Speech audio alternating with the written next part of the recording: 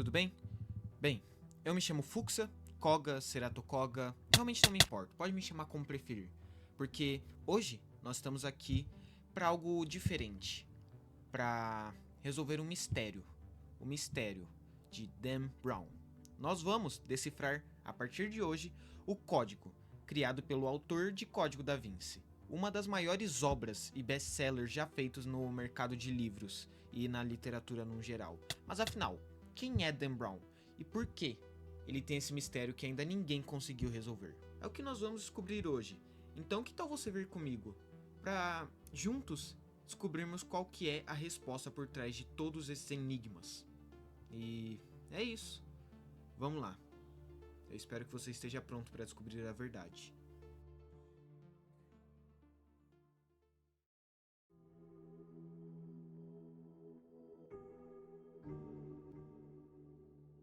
Mas, a princípio, eu acho válido nós comentarmos quem é de fato Dan Brown, o autor desse código, de todo esse enigma que nós vamos resolver hoje. Simples, Dan Brown, além de uma das pessoas mais influentes na história da literatura e de thrillers investigacionais, ele é autor dos principais best-sellers que são referências no mercado hoje, como Código da Vinci, Anjos e Demônios, Inferno e entre várias outras obras que são de autoria dele. Mas afinal, para conseguirmos compreender a mente por trás de todos esses enigmas que estão espalhados pelo site, nós precisamos primeiro entender um pouco de suas obras, como por exemplo, a mais famosa de todas, Código da Vinci, que eu também tenho o livro aqui. Código da Vinci. Bem, do que se trata Código da Vinci?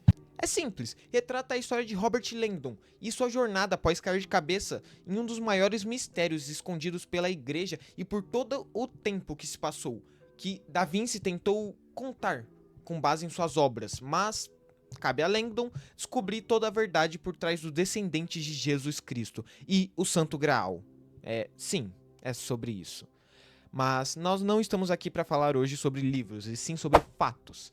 Então vem comigo, que agora nós vamos dar uma olhada no que nós já temos sobre o site de Dan Brown e sobre o seu enigma.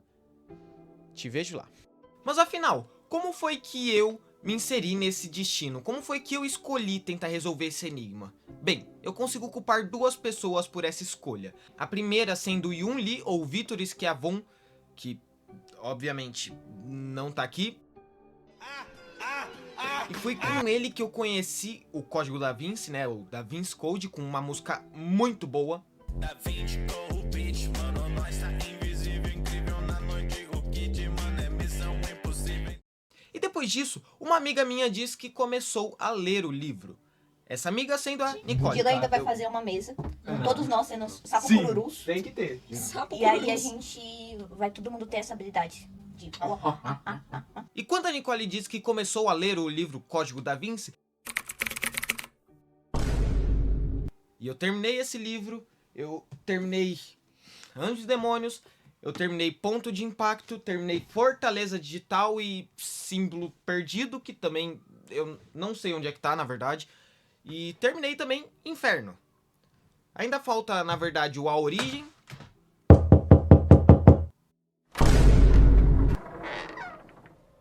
Foi aí que eu decidi que, talvez esse autor tenha mais obras que eu ainda não conheço. Vou entrar no site dele. E entrando no site dele foi aí que eu me deparei com a peça principal desse enigma. E é exatamente aqui que nós vamos começar a resolver esse enigma, com as dicas dadas por esse site. Então vamos lá, que agora é a hora de botar a mão na massa. Ou no Código da Vinci. Não sei. O que eu tô falando?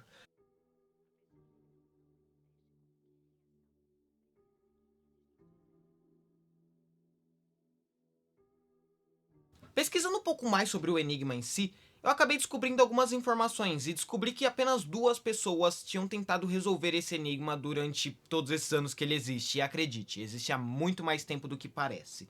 E essas duas pessoas acabaram postando em Reddit, fóruns de puzzle e coisas do tipo, e foi aqui que eu consegui algumas respostas para as primeiras perguntas do enigma. Então nós vamos partir daqui para tentar explicar um pouco mais para vocês.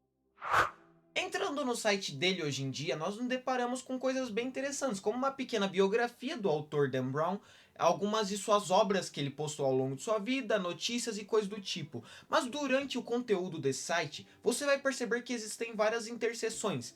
Como a primeira, Symbols are very adept at hiding the truth. Significa que símbolos são muito adeptos a esconderem a verdade. E também temos vários símbolos sobrepondo essa imagem, né, essas interseções, que até o momento nós não sabemos o que é, mas vamos saber logo mais. Nós vemos outras interseções, como por exemplo, ordoabical, com mais símbolos e mais uma imagem de background. Até aí, tudo bem, talvez mais uma referência às suas obras. Mas as coisas vão mudando, e vocês vão perceber isso. Porque descendo até o final do site, você vai perceber outras interseções e, por fim, algo estranho, para dizer o mínimo. Um espaço de digitação para uma resposta. Uma resposta que nós ainda não temos. O símbolo por trás desse campo de digitação é um símbolo bem complexo, com vários círculos e várias ligações. E embaixo, um versículo. Jó 38:11. Bem, o que esses símbolos, essas interseções, significam para esse enigma e qual o real significado de Jó 38:11, a gente ainda vai descobrir ao longo desse vídeo. Então vem comigo, porque agora eu vou falar um pouco mais sobre o que significam esses símbolos presentes nas interseções.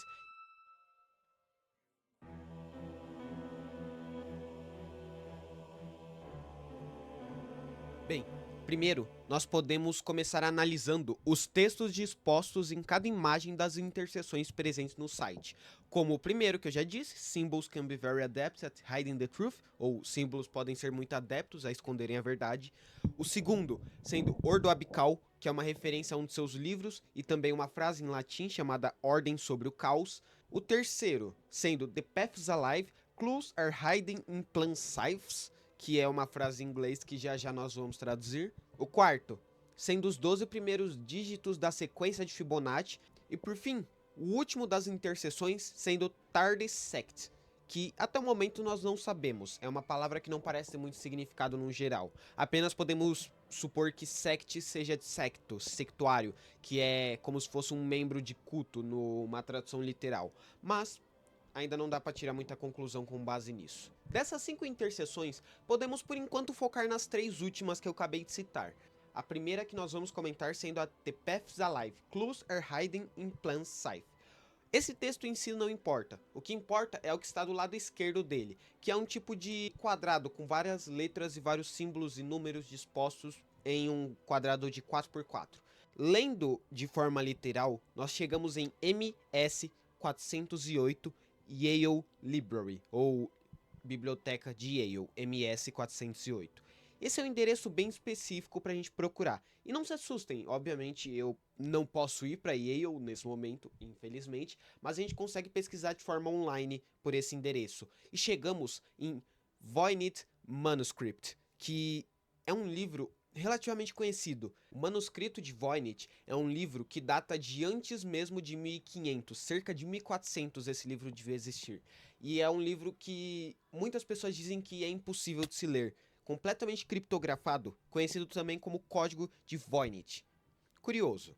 Vamos deixar isso de canto por enquanto, porque nós vamos para a próxima interseção.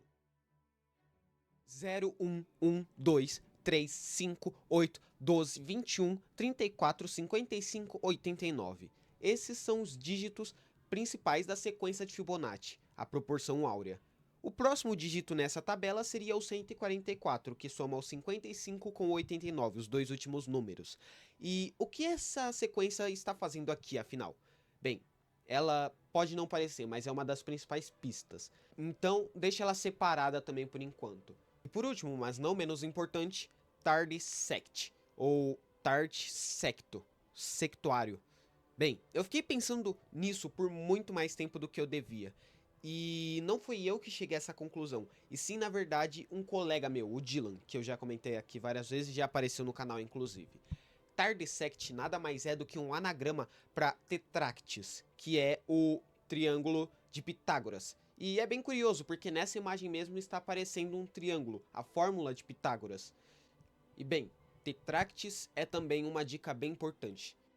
Juntando o Voynich a sequência de Fibonacci e Tetractis, nós cobrimos algumas coisas bem interessantes.